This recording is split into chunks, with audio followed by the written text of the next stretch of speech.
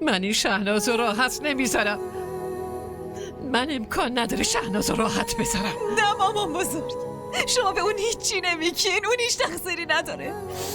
اگه مقصری هست اون فقط بابای منه. چرا دخترشو تنها ول کرد و رفت؟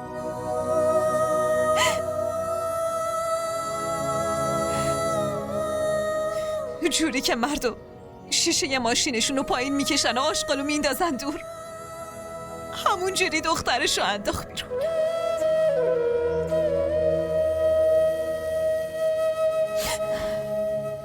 توی زندگی من هر اتفاق بدی افتاده فقط به خاطر پسر.